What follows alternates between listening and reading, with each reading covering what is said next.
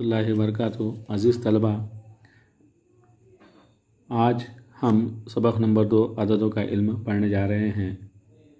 सबसे पहले मैं आपको ये बता दूं कि आप अभी तक जमात 4 तक रियाजी में उर्दू हिंसों का इस्तेमाल करते हुए आए हैं। ये उर्दू हिंसे है 1 से 9 और ये सिफ़र।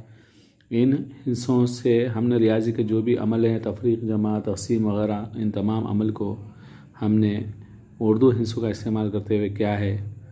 इसके बाद अब यहाँ से हम जमात पंजुम से बैनुल अक़वामी अददी हिस्सों का इस्तेमाल करेंगे, जो कि ये हैं 1, 2, 3, 4 इस तरह से भी लिखा जाता है, 5, 6, 7, 8, 9 और इसी पर। इन हिस्सों का इस्तेमाल करके हम अब रियाजी के जो भी अमल हैं उनको करेंगे। उर्दू हिस्सों का इस्तेमाल भारत में सिर्फ़ मुस्लिम अफराद ही करते हैं। बकिया तमाम अफराद अपनी अपनी इलाक़ाई ज़बान के लिहाज से हिंसों का इस्तेमाल करते हैं। जैसे कि हम महाराष्ट्र में रहते हैं, हमारे महाराष्ट्र की इलाक़ाई ज़बान मराठी है, इसलिए यहाँ पर मराठी के हिंसों का इस्तेमाल होते हैं और हम हमारी ज़बान के उर्दू का हिंसों का इस्तेमाल करते हैं। मराठी जानने वाले लोग मराठी हिंसों का इस्तेमाल करते हैं।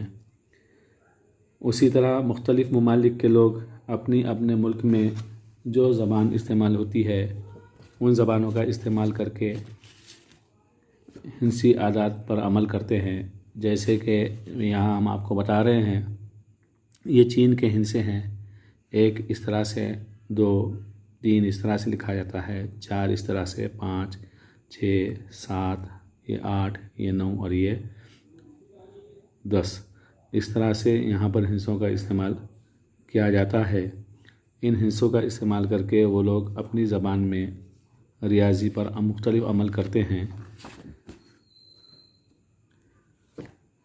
इलाक़ाई ज़बान के हिंसे सारी दुनिया में इस्तेमाल नहीं होते, सिर्फ़ वो अपने अपने इलाक़े और मुल्क के हद तक ही महदूद हैं। हर इलाक़े के लोग अपने इलाक़े की ज़बान का इस्तेमाल करते हुए अपने ज़बान में हिंसों का इस्तेमाल करते हैं। और लेकिन अंग्रेज़ी हिंसे ऐसे हिंसे हैं जिनका इस्तेमाल तकरीबन सारी दुनिया के लोग करते हैं, इसलिए इनको बैनुल अक़वामी हिंसे कहते हैं। अब इन हिस्सों के इस्तेमाल के ज़रिए ही हम आगे की मालूमात हासिल करेंगे। इन हिस्सों की मदद से मुख्तलिफ़ किस्म के हम अल्फाज, मुख्तलिफ़ किस्म के हम आदात बना सकते हैं। 2 हिंसी आदात, 3 हिंसी आदात, 4 हिंसी आदात, इस तरह से हम आदात बना सकते हैं। 2 हिंसी आदात से मुराद वो आदात जिसमें 2 हिंसे हैं, जैसे 2 और ये 1, ये 2 हिंसी आदात कहलाता है। 1 और सिफ़र, ये 2 हिंसी आदात है। 5 और ये 3, ये 2 हिंसी आदात है। इनको 2 हिंसी आदात कहते हैं। अगर यहाँ पर हम 1 हिस्सा बढ़ा देते हैं, ये 4 बढ़ा दिए तो ये 3 हिंसी आदात होगा। ये भी 3 हिंसी आदात होगा और ये भी 3 हिंसी आदात होगा।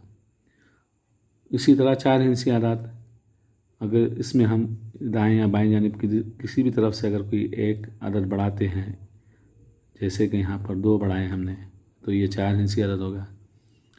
ये यहाँ पर हमने 5 लिखे, 4 हिंसी आदत होगा। लेकिन अगर हम यहाँ सिफ़र लिखते हैं तो ये 4 हिंसी आदत नहीं होता, ये 3 हिंसी आदत ही कहलाएगा। दाएं जानिब अगर हम अदद बढ़ाते हैं, सिफ़र बढ़ाते हैं, तो उसको हम गिनती में ले सकते हैं, जैसे 5, 4, 5, 3 और ये सिफ़र। दाएं जानिब का सिफ़र अगर हम लगाते हैं तो ये हिंसों की गिनती में आता है, 1, 2, 3, 4 हिंसी आदत।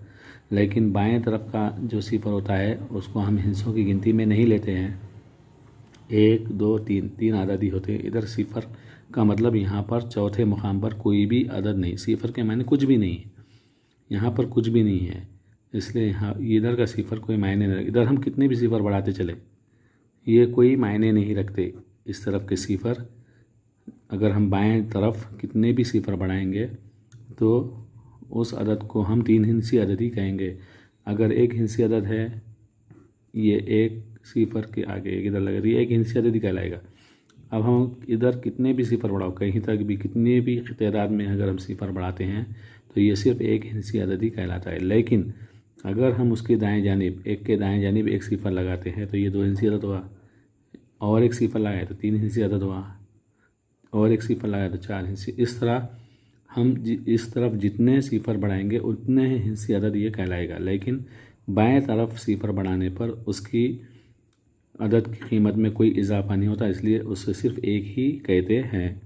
लेकिन अगर इस तरफ लगाते हैं हम दाएं तरफ तो ये गिनती में आता है, और 2 हिंसी अदद, फिर 3 हिंसी अदद, इस तरह ये 4 हिंसी अदद कहलाता है।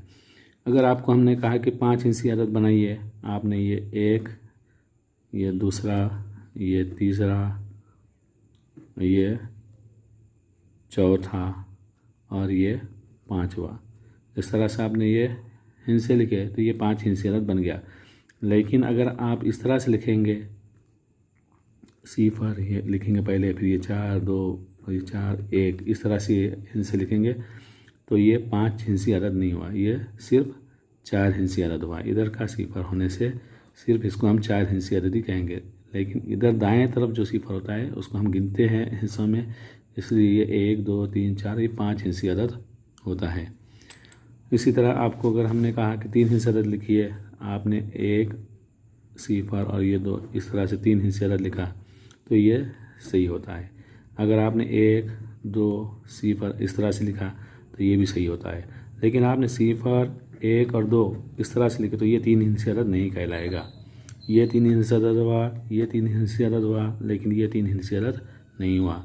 दाएं तरफ अगर सिफर आता है, बीच में सिफर आता है तो हम अदद की गिनती में लेते हैं उसे। लेकिन अगर बाएं तरफ सिफर आता है तो हम उसको गिनती में नहीं लेंगे, सिर्फ ये 2 हिंसी अदद ही कहलाएगा, 3 हिंसी अदद नहीं कहलाएगा।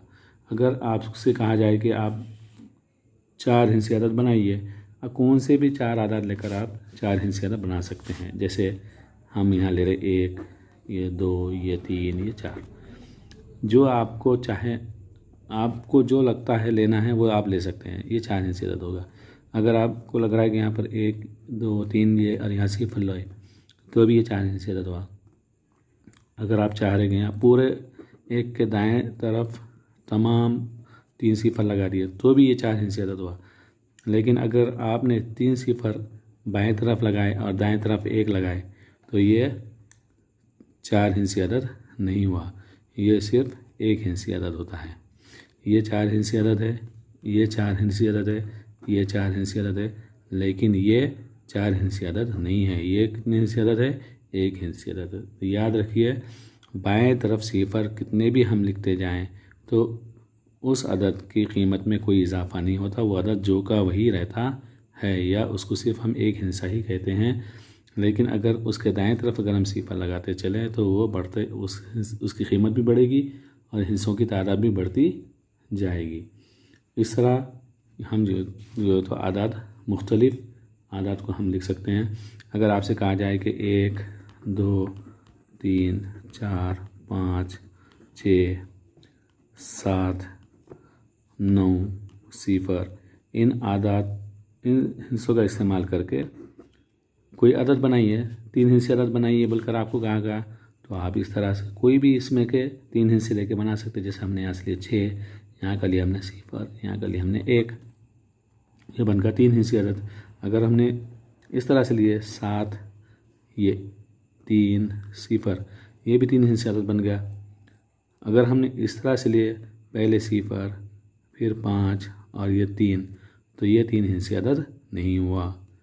ये 3 हिस्से अदद है, ये 3 हिस्से अदद है, लेकिन ये 3 हिस्से अदद नहीं हुआ। हाँ, अगर हम इस तरह से लिखते हैं 5, 3 सिफर, तो अब ये 3 हिस्से अदद होता है। और उसी तरह आपको बोले 4 हिस्से अदद बनाओ, तो आप कोई भी 4 हिस्से लेकर, जैसे कि आपने यहाँ लिए 5, यहाँ लिए 3, यहाँ लिए सिफर, यहाँ लिए 1, ये 4 हिस्से अदद होगा। अगर आपने ऐसा लिए 3 और उनको हमने 3 सिफर लगा दिए इस तरह से, तो ये भी 4 हिस्से अदद हुआ। लेकिन अगर हमने ऐसा इस तरह से यहाँ 1, 2, 3 सिफर लिए और यहाँ 7 लिए, तो अब ये 4 हिस्से अदद नहीं हुआ, ये सिर्फ एक हिंसी अदद हुआ। समझ में आ गया आपको? यानी कि दाएं तरफ सिफर बढ़ाए तो हम उन अदद ये अदद के साथ गिनती में आएंगे, लेकिन अगर बाएं तरफ सिफर बढ़ाए तो इधर के सिफर उस अदद के साथ गिनती में नहीं आते हैं। तो ये 3 हिंसी अदद बनाए हमने, ये नहीं है। ये 4 हिंसी अदद बनाए, ये 4 हिंसी अदद नहीं है। इसी तरह आपको जो भी जितनी भी तादाद बोले उतने हिस्से अदद, अगर आपको 2 हिंसी अदद बनाओ बोले तो 2 हिंसे लेंगे आप कौन से भी। अगर आपको 1 हिंसी अदद बनाओ बोले तो सिर्फ 1 हिस्सा लेंगे। ठीक, इस तरह से हमको मुख्तलिफ़ किस्म के हम हिंसी अदद बना सकते हैं। जैसे कि मश्क नंबर 2 में आपको सवाल है, उस सवाल को आप आसानी, पहला सवाल है, आप उस सवाल को आसानी से हल कर सकते हैं। इसी तरह आप उर्दू हिंसे को बैनुल अक़वामी हिंसों में लिखना और बैनुल अक़वामी हिंसों को उर्दू हिंसों में लिखना और अददों का लफ्ज़ों में लिखना, ये भी इस तरह का एक सवाल है, जैसा कि हम आपको किताब में यहाँ बताते हैं। देखिए यहाँ पर जो है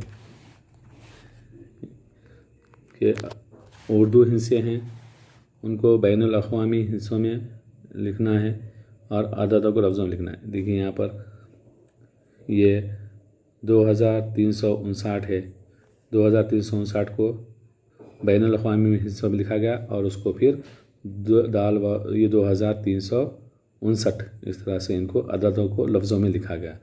तो ये सवाल नंबर 2 है, आपको ये भी आसानी से हल करना आ जाएगा। 32,756 है। अब इसको बैनुल अक़वामी यानी कि अंग्रेज़ी हिंसों में लिखने का 32,756 को कैसा लिखेंगे?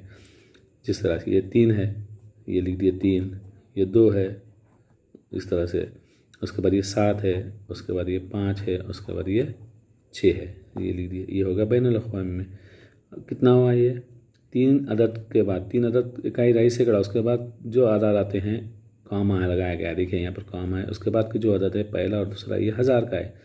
कॉमा के बाद 1000 के 2 हिस्से आते हैं, तो ये 2000 के इकाई दाई यानी कि 30 और 2 32, 32,756। तो ये 32,000 सैकड़े में 700 और ये 50 और 6 56। तो हम इसको यहाँ लिखेंगे 32 बे 3 ये सीन 32,756 इस तरह से हम इसको लिख सकते हैं। तो उर्दू हिंसों को बैनुल अक़वामी हिंसों में लिखने का और उसके बाद अददों को लफ्ज़ों में लिखने का। और अगर यहाँ पर अब उर्दू हिंसे दिया हुआ नहीं है तो ये बैनुल अक़वामी हिंसे को उर्दू हिंसे में लिखने का और यहाँ पर उसको हमें अददों को लफ्ज़ों में लिखना है। इसी तरह यहाँ पर चौथा सवाल है, उर्दू में दिया हुआ है, उर्दू हिंसे दिए हुए, आपको बैनुल अक़वामी हिंसे लिखने का है और यहाँ पर उसको अददों को लफ्ज़ों में लिखना है। उसी तरह यहाँ पर कुछ नहीं दिया हुआ है, उर्दू हिंसे भी दिया लेनी है, बैनुल अक़वामी हिंसे भी दिया लेनी है, लेकिन अदद को लफ्ज़ों में लिखा हुआ है 27,895। तो हमको यहाँ लिखने का बैनुल अक़वामी हिंसों में इसको 27,895 किस तरह लिखते हैं और उर्दू हिंसों में भी इसको लिखने का है 27,895 किस तरह लिखते हैं। इस तरह से हमको ये 2 सवाल हल करना है, पहला सवाल मश्क नंबर 2 का और दूसरा सवाल। उम्मीद है आपको अच्छी तरीके से समझ में आ गया होगा। आप लोग ये 2 सवाल हमको हल करके बताइए। पहले सवाल में है इन हिस्सों का इस्तेमाल करके 2 हिंसी, 3 हिंसी, 4 हिंसी, 5 हिंसी, हर एक के 10-10 अदद लिखना है। मतलब 2 हिंसी 10 अदद लिखने का, 3 हिंसी 10 अदद, 4 हिंसी 10 अदद, 5 हिंसी 10 अदद और इस तरह से 10-10 अदद लिखना है। इसी तरह उर्दू हिंसों और बैनुल अक़वामी हिंसों का इस्तेमाल करके अददों को हिंसों और लफ्ज़ों में लिखने का, यानी कि उर्दू हिंसों का और बैनुल अक़वामी हिंसों का इस्तेमाल करके अददों को हिंसों में भी लिखने का है और लफ्ज़ों में भी लिखने का है। इस तरह से हमको ये जदवल मुकम्मिल करना है। आप लोग ये जदवल भी मुकम्मिल कीजिए और सवाल नंबर 1 भी कीजिए और करके हमें बताइए। उम्मीद है आपको समझ में आ गया होगा। अल्लाह हाफ़िज़।